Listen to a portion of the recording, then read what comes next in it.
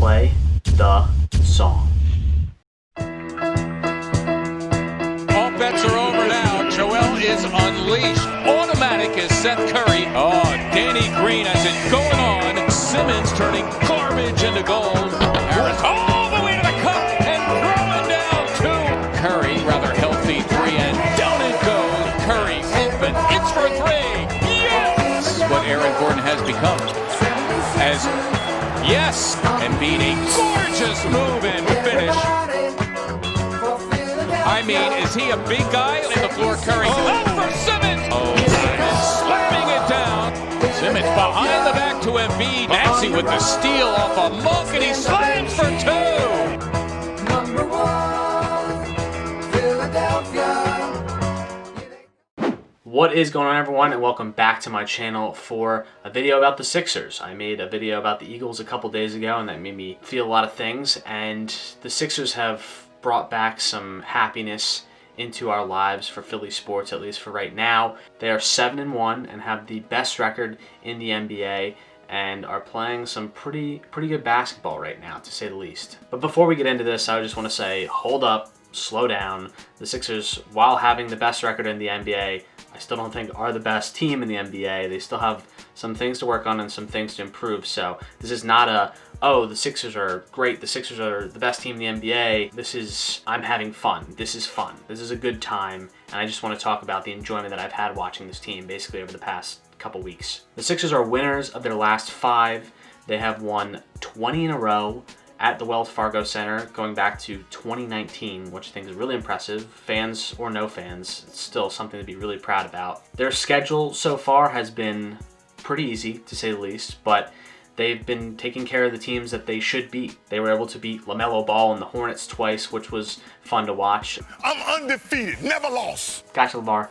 Gotcha. This team is must-watch TV. There's just so much hype and so much happiness around this team. And I think the prime example of that is the reactions that fans have been giving out on social media. You have Sixers piano girl, you have Sixers violin girl playing their rendition of Here They Come, and you have Daryl Morey on Twitter reacting with fans, and everyone's happy about this team, which is really nice and such a breath of fresh air. You got Joel Embiid smiling and laughing and doing his little gyrations on the court that he does.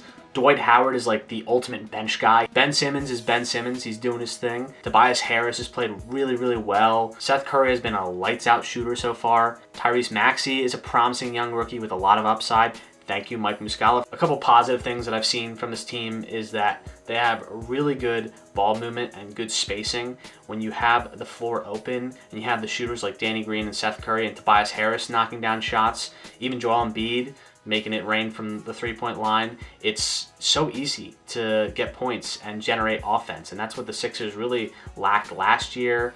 Found that in years past when you had guys like Marco Bellinelli, Ersan Ilyasova, JJ Redick, Robert Covington. When you had guys like that on the team, things kind of were similar to what you're seeing right now.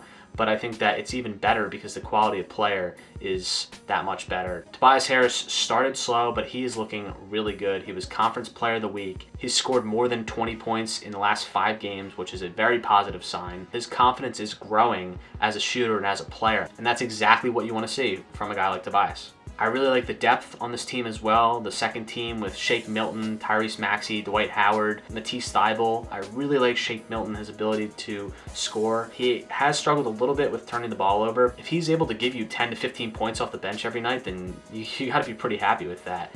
Matisse Thybulle brings that defensive aspect, that defensive specialist, and he has the ability to knock down a 3 a time or two, but he has struggled a little bit from beyond the arc so far this season, but I think he'll get his stroke back eventually as he grows more confident in his shot. And of course, Tyrese Maxey, just the speed and the aggressiveness that he displays on both ends of the floor. He's got that teardrop shot that I love that he uses a lot, and he can shoot the ball. He really can. He has a decent shot. I don't know why people didn't think that he could shoot, but he has a semi-decent shot, and I think that that's starting to be seen by some people, and once he works on that more and continues to develop that part of his game, he's going to be a dangerous player and a huge asset for the Sixers moving forward. And I really like the chemistry that this team has. You can tell, like I mentioned earlier, that they're having fun, that they enjoy playing with each other. And obviously winning helps. Winning certainly cures a lot of problems in sports. That chemistry will help this team moving forward during tough stretches. And I think that really could be a big part of why this team could be successful. Two things I think in terms of Sixers teams in years past they've struggled doing.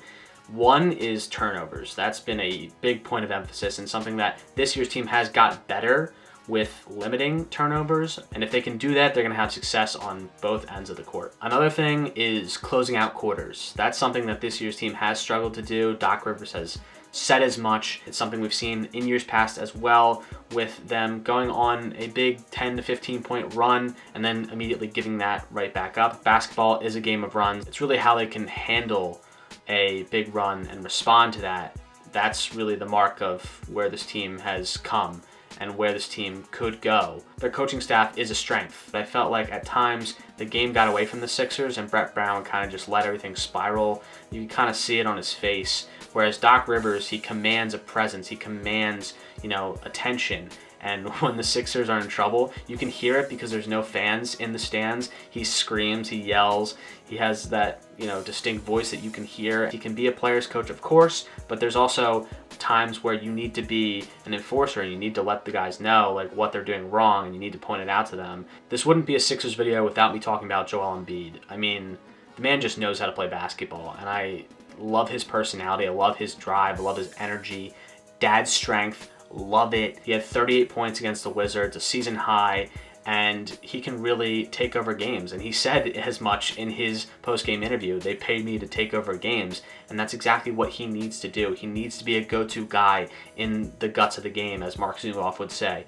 He has to be the guy that is able to get buckets or get to the line and be able to make shots. He's improved so much on both sides of his game, offensively and defensively, being a shot blocker and being a guy that's able to develop an outside shot, which is amazing considering just the type of player that he is. All he has to do is stay healthy, and I know he's trying, he's working hard to stay healthy. He's got a team around him, he's got a chef now, so no more 4 Chick-fil-A sandwiches and 2 milkshakes. It's early, it's only 8 games so far, but the Sixers have a tough schedule coming up. They play the Nets, they play the Hawks, they play the Heat. This is really going to be a test to see where this team is right now, early on in the season. Are they at the level of where they're at right now at 7-1?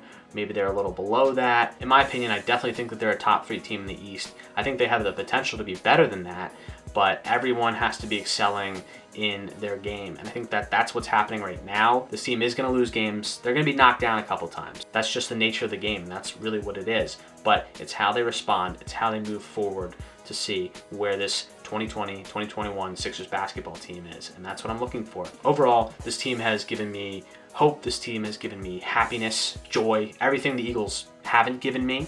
So it's been really fun to watch them so far. We've got some really fun basketball coming up. I will be sure to talk about that when the time comes. That'll be all for me, guys. If you enjoyed the video, make sure to leave a like. Comment down below what you think of this Sixers team so far. Are you excited? Are you nervous? What are your thoughts? Let me know down below. And of course, if you're new and like the content that you're seeing, make sure to subscribe. That helps me out a lot. Catch you on the next video. Trust the process. Peace out.